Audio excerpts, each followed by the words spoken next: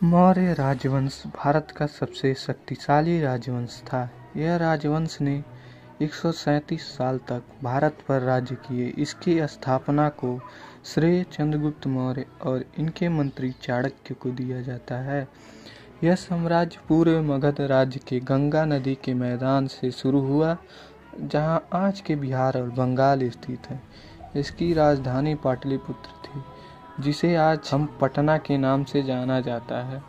चंद्रगुप्त मौर्य ने 322 ईसा पूर्व में इस राज्य की स्थापना की और तेजी से पश्चिम की ओर अपने साम्राज्य का विस्तार किया। उन्होंने कई छोटे छोटे क्षेत्रीय राज्यों को आपसी मतभेद का फायदा उठाकर जो सिकंदर के आक्रमण से फैला। 316 ईसा पूर्व तक मौर्य वंश ने उत्तर पश्चिम भारत तक अधिकार जमा लिया था और आगे चलकर चक्रवर्ती सम्राट अशोक के राज्य में मौर्य वंश का बेहद विस्तार हुआ। सम्राट अशोक कारण ही मौर्य साम्राज्य सबसे महान और शक्तिशाली बनकर विश्व भर में प्रसिद्ध हुआ। मौर्य वंश में चंद्रगुप्त मौर्य, बिंदुसार, अशोक, कुणाल, दशरथ, संपत्ति, कालीसुख, देववर्मन, शतधनम और बृहद्रथ नाम के महान राजा हुए। मौर्यों का मूल 325 ईसा पूर्व में भारत पर सिकंदर का शासन, जो आज का वह इलाका पाकिस्तान है।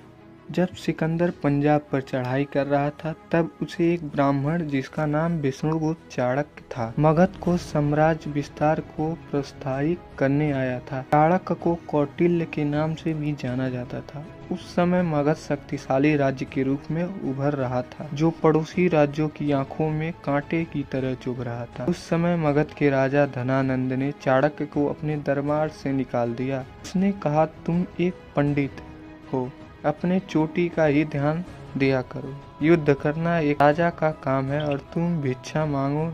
इस प्रकार उन्हें अपमानित कर नंदवंशी शासक धनानंद ने खा पकड़कर दरबार से बाहर निकलवा दिया था। तभी चाणक्य ने प्रतिज्ञा ली कि धनानंद को एक दिन सबक सिखाऊंगा।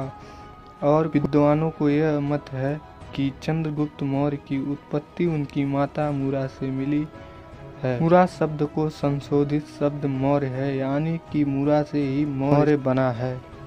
हालांकि इतिहास में यह पहली बार देखा गया कि माता के नाम से पुत्र का वंश चला हो। चंद्रगुप्त मौर्य एक शक्तिशाली राजा थे, जो कि वह बाल्य अवस्था में ही एक वीर योद्धा थे। उनमें बाल्य अवस्था से ही राजा बनने का गुण। इसी योग्यता को देखते हुए चाणक्य ने उन्हें अपना शिष्य बना लिया एवं एक सबल और श्रेष्ठ राष्ट्र की नींव डाली, जो आज तक आदर्श है। मगध पर विजय। इसके बाद चाणक्य ने पूरे भारतवर्ष में जासूसों का एक जाल सा फैला दिया, जिससे राजा के खिलाफ गुप्त सूचना एकत्रित किया जाए। उस समय यह एक अभूतपूर्व कदम था। पूरे राज्य में गुप्तचरों का जाल बिछाने के बाद वह चंद्रगुप्त को अपनी यूनानी आक्रमणकारियों को मार भगाने के लिए तैयार किया। इस कार्य में उसके गुप्तचरों विस्तरित जालों से बहुत फायदा मिला। मगध के आक्रमण में चाणक्य ने गृह युद्ध को उकसाया। उनके गुप्तचर ने धनानंद के अधिकारियों को रिश्वत देकर उन्हें अपने साथ कर लिया। इसके बाद धनानंद ने अपना पद छोड़ दिया और चाणक्य को विजयी का श्रेय प्राप्त हुआ। धनानंद को निर्वासित जीवन जीना पड़ा, जिसके बाद उसका क्या हुआ है यह एक रहस्य है। उसके बाद चंद्रगुप्त मौर्य ने जनता का विश्वास भी जीता और उन्हें सत्ता का अधिकार भी मिला।